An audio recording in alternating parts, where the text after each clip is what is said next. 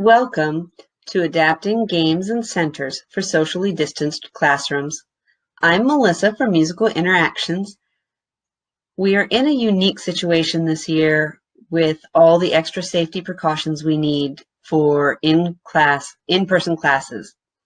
I grew up playing games regularly with my family, and so when I started teaching, it was completely natural for me to bring the same games into my classes with a musical twist. I can't imagine not being able to play games with my students, and so I've really thought about the guidelines and recommendations and how I can adapt games so that my students are still able to play them this year. Today, we will discuss how to organize centers, how to keep the games clean, digital game options, physical game options, and some movement game options. Let's talk about center organization. The first tip for organizing centers is to use several smaller rotation groups instead of one large circle.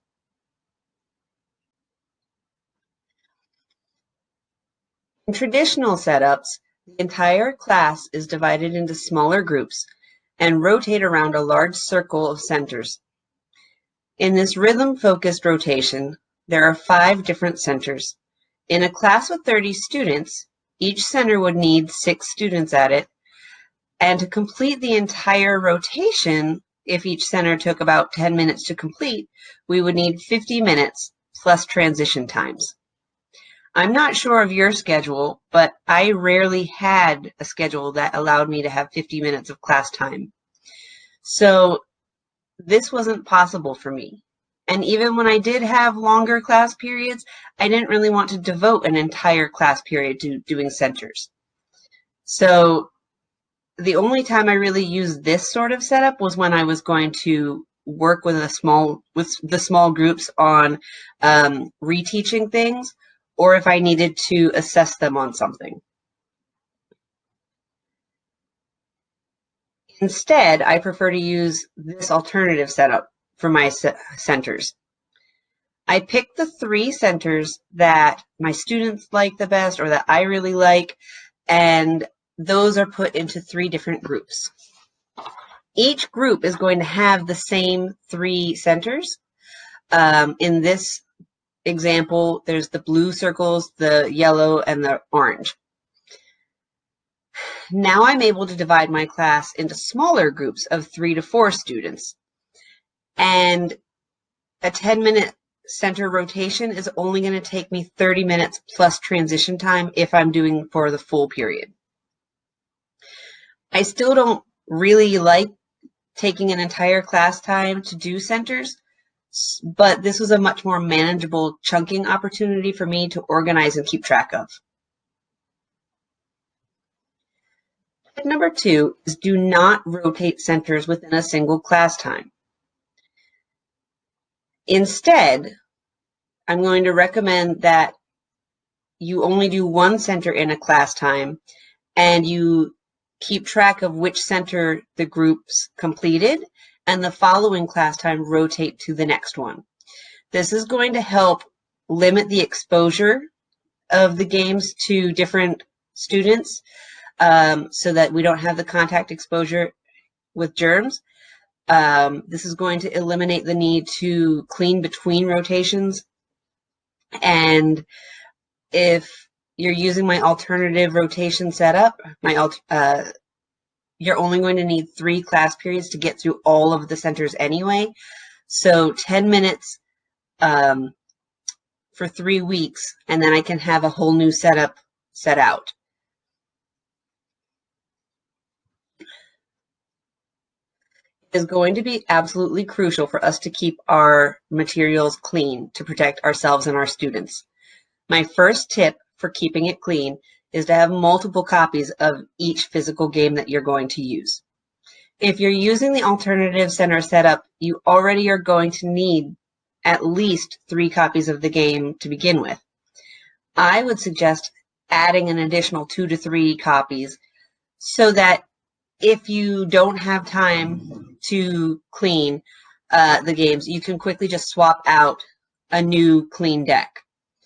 In order to keep things separate, in order to keep your games separated so that you know which piece goes to which version, mark a little letter or a color or a symbol in the corner of each card so that if they get mixed together, you can quickly look and separate them all and sort them into the correct locations.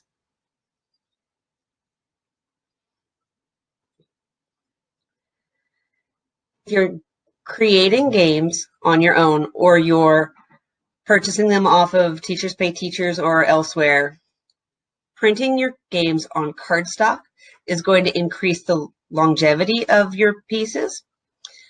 And the cleaning aspect comes with making sure you also laminate them. Laminated items can be disinfected with the wipes, and it's very quick to just lay them all out and swipe over them. Make sure if it's a card game, you're also flipping all the cards over and wiping the backs of the cards as people touch both sides. My third tip to keep things clean is for when you have a game that requires items to be shared or passed, like dice or pieces.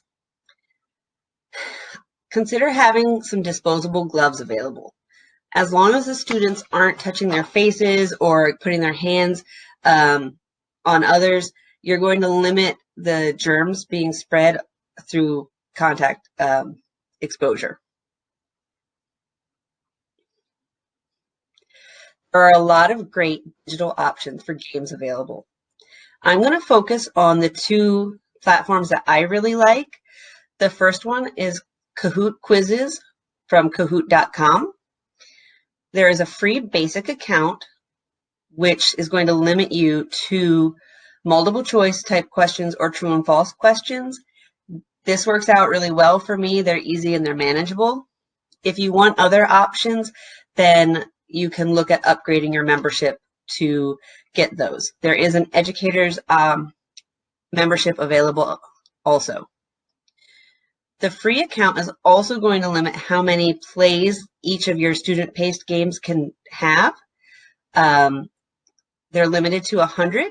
So if you are trying to play the same game with 200 students, you're going to want to make a copy of that game and have the first 100 plays on one of it and the second 100 plays on the other. Kahoot provides formative assessment feedback so that you know where you need to reteach, which is what I really appreciate.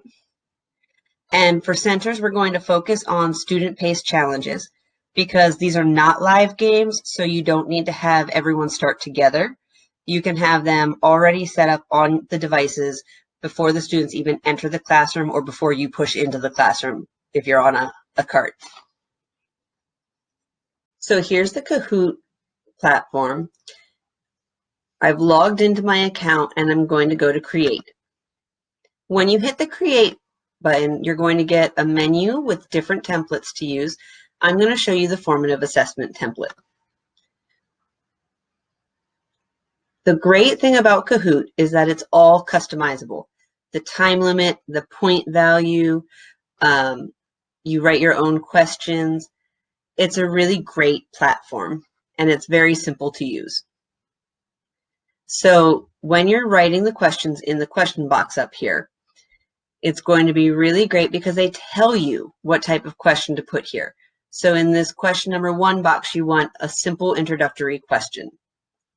And then they tell you your answers so that it's a game and it isn't so difficult, but it's also still educational. When you're done with inputting all of your answers and your questions, you're going to hit done and you'll see a menu to test it, play it, and share it. I recommend doing the test so that you can double check for typos or anything that feels like maybe the time limit might not be enough, so you can adjust accordingly. If you want to see your Kahoots, you're going to go to the See All in the right side, and then click on your assignment that you want. To make an assignment, hit play, and you're given these two options. We're going to talk about the self-paced learning because we can do that in class.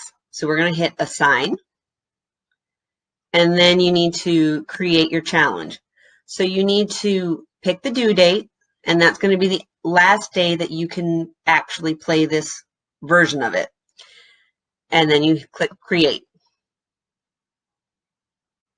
Once you have played through, you can actually go to reports.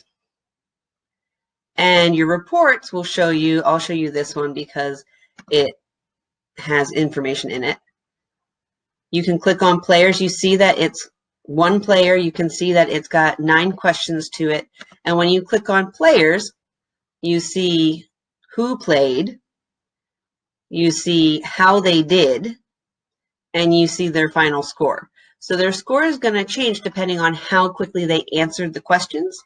And you can even click on this to get even more detailed information.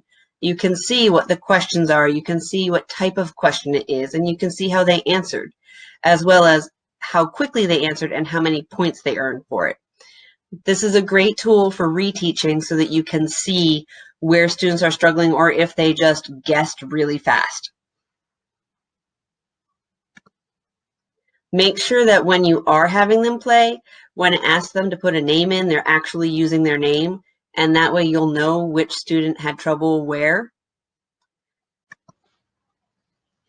Another great platform that I recommend for digital games is on Boom Learning at wow.boomlearning.com.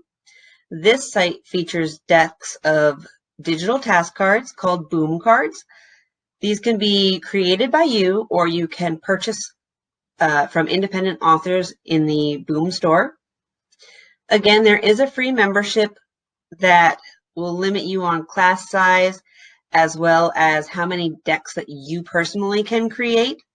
But there are optional membership upgrades for you to increase both. The great thing about Boom Learning is that the Boom cards are able to be compatible with Google Classroom, Seesaw, and other learning management systems.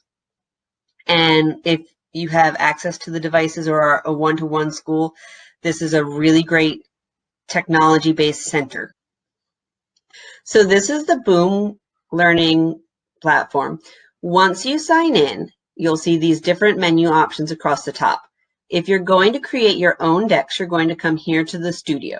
If you're going to buy pre-made decks, and there are some free decks available, you're going to come to the store. I'm not going to focus on either of those because Jane from Cilio Music is going to be presenting on Boom Cards tomorrow. Instead, we're going to talk about what happens once you have the decks. So we're going to come to our library.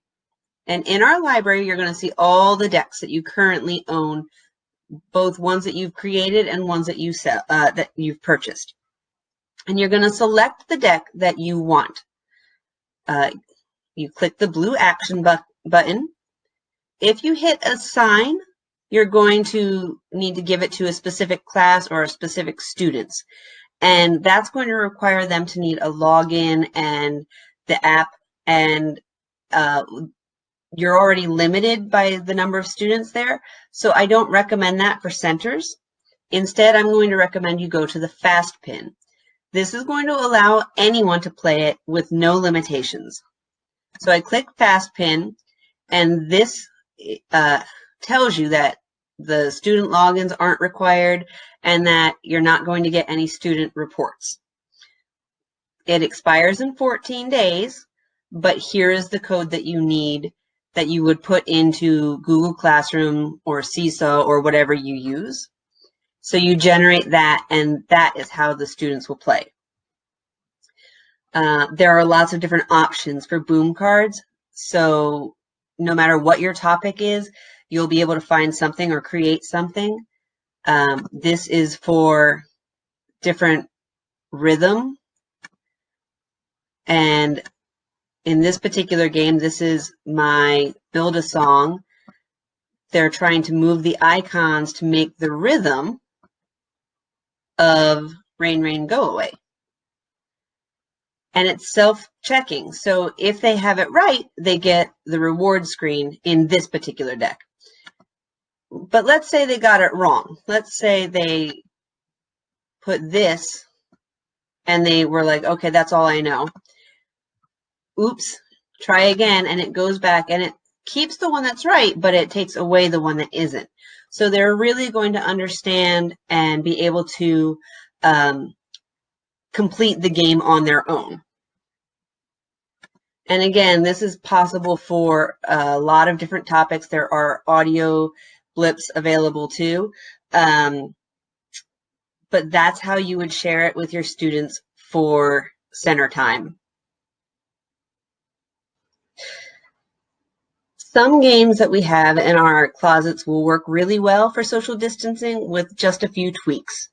I've called these games physical games, not because they are full contact sort of games, but because they actually are a physical copy that you put on a table and students are manipulating pieces.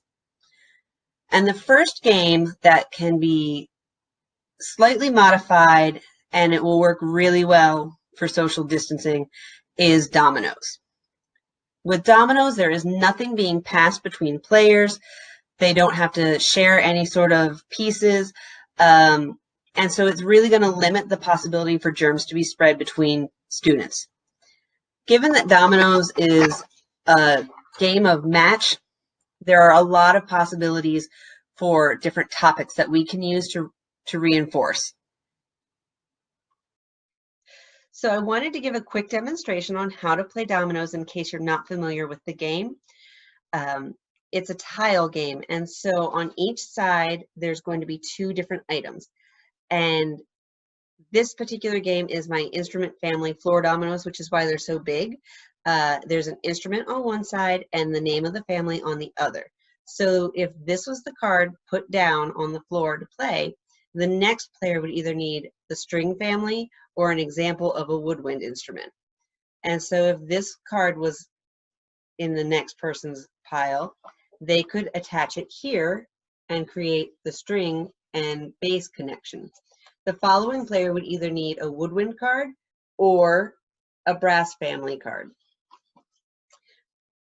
If they don't have anything to play, there is a draw pile. Sometimes I like to mess them all up and have it be like a mound, but because I don't want the students touching every single card and having contact germs, I'm going to keep it in a pile this year, and they just take the top card. I'm going to share instructions in my handout that will explain how to turn it into a full class team game. Another pair of games that will work really well for social distancing are Battleship or Guess Who games. These are head-to-head games without any pieces being passed or shared, and you can find a lot of different topics covered on Teachers Pay Teachers or Create Your Own. There are versions of both in my store on Teachers Pay Teachers. In case you aren't familiar with the game Battleship, I call it Capture, but it's essentially using a grid to locate different items. So for me, for my musical twist, I always try to relate something about the topic with the pieces. And in this particular case, the pitch of the instrument is going to determine the length of the instrument piece. So a low instrument is the string bass, and then the high instrument, the violin, is going to be the teeny tiny card. Math teachers are going to really like that you are incorporating this game into your centers because it's reinforcing the grid coordinates that they have to teach. There's no sharing of pieces with this game, and kids really love it. I know we are all thinking about how we can have movement in our classes. Many of our movement games allow students to either hold hands or get really close to each other or move around the room, which leads them to touching things in our room. And there just isn't enough time in the day to wipe down your entire classroom between every single class. So I was trying to think about how we can still move and play some of these games while maintaining safe distances. And I have two options here that I think would be fun. And the first is just modifying freeze dance. Usually with freeze dance, I really love watching the kids move all over the room, and they're always ending up in these weird positions that they're gonna fall. But this year we're gonna focus on non-locomotor movement. I really want them to stay in one spot. Now, I worry that if I say plant your feet, they're going to literally plant their feet and they're not going to move them. So I don't really want that. Instead, I want to give them a personal space so that they know if they can stay in this space, they're safe to move like that. And we're going to focus on doing levels. So exploring some high levels, like how can you get your arms up and move really high? How can you move in the middle? And how can you get down low and expand your movement that way?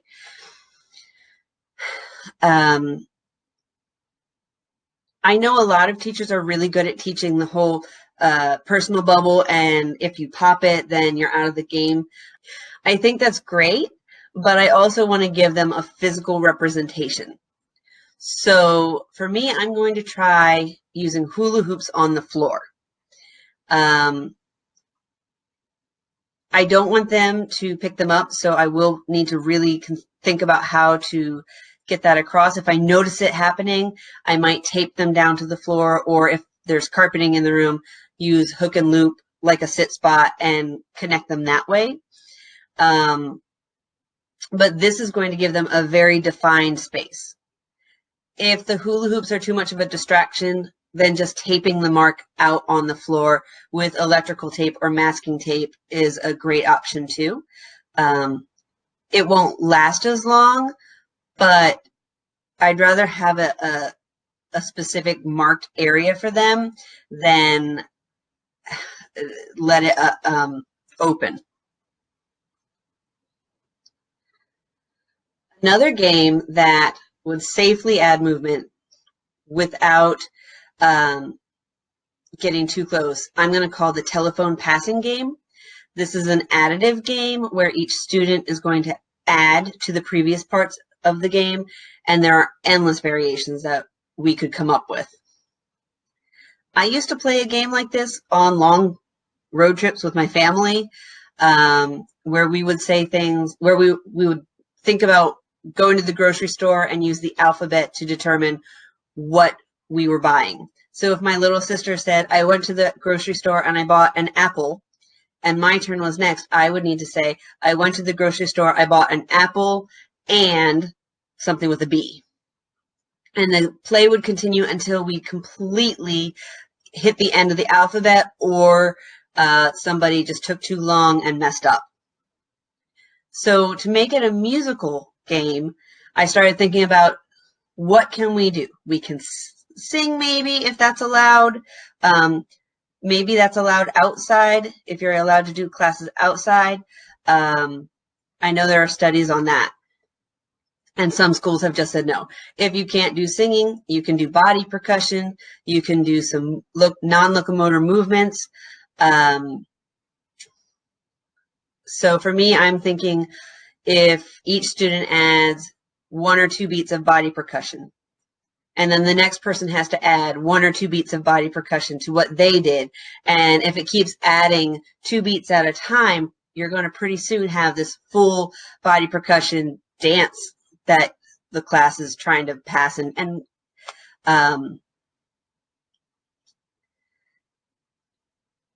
you could also consider, if you're allowed to sing, you could do each student adds 1 note with a Kerwin hand sign, or take out the vocal notes and just do the signs and have it audiated. Or if you want to really open it up, each student has to come up with 4 beats of a movement and pass that along. You're really only limited by your creativity here. The trick for this is that the beat has to stay intact. It can't be broken. You also need to feel the beat, stay focused, and really think ahead. When I initially start doing this game, I like to have an auditory beat going for them. And that might be me playing on a drum or a cowbell or something else. It could be having an electronic metronome going. I like to have them standing up to play this game so that the movement happens easily. And in that case, I could have them sway side to side on the beat so it's in their feet. You really want them to get to the point where they can internalize the beat, but at least initially it will help having it auditory. In this session, we've discussed tips for center organization using modified setups as well as an altered rotation schedule. Tips for how to keep games clean, using Kahoot and Boom cards for digital game options, physical game options without physical player contact, such as Dominoes, Battleship, and Guess Who, and adding movement to class using a modified freeze dance and the telephone passing game. Thank you for coming to my session, Adapting Games and Centers for Socially Distanced Classrooms. I hope you have some new ideas to help you transition to social distancing. If you have any questions, please ask in the comments or reach out to me through email or any of these social platforms. My handout is in my Teachers Pay Teacher store, and I will include the link below. My store is going to be on sale for the duration of this conference until Tuesday, July 14th, 2020. All of my floor dominoes and boom cards are discounted 25%, with the rest of my store discounted 20% off. Thank you again.